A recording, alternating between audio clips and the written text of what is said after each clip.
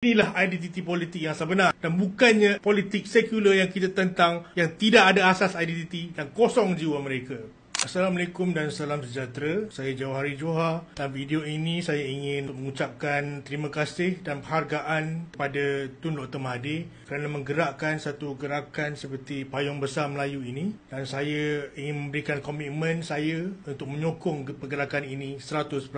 Mengapa pentingnya untuk kita berjuang dan mengekalkan serta memelihara agama Islam sebagai agama persekutuan dan juga bangsa Melayu sebagai majoriti adalah kerana ia menekankan keharmonian dan perpaduan tidak kira agama dan bangsa. Mengapa Malaysia telah berjaya selama ini adalah kerana Perlembagaan Persekutuan menekankan kebebasan agama lain untuk melaksanakan ibadah mereka seperti yang dituntut di dalam Al-Quran sendiri. Yang kedua, Islam menekankan keharmonian kerana menggalakkan kita sebagai penganut agama Islam, pengamal agama Islam untuk saling kenal mengenal antara budaya lain-lain, budaya yang berbeza.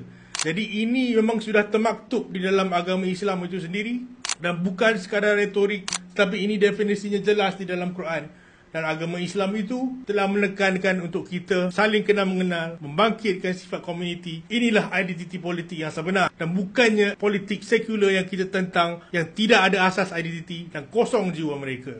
Jadi di sini saya ingin menyeru orang-orang Melayu yang percaya, yang yakin dengan perjuangan kita ini, yakin dengan agama kita ini, untuk bersama dengan saya, bersama dengan Payung Melayu Besar ini, kita sama-sama mempertahankan kedaulatan dan kelangsungan agama Islam dan bangsa Melayu sebagai duta agama Islam untuk terus ke depan, terus maju dan memelihara kestabilan negara ini supaya kita boleh terus maju seperti mana sebelum perpecahan orang Melayu ini berlaku pada 1998. Assalamualaikum warahmatullahi wabarakatuh.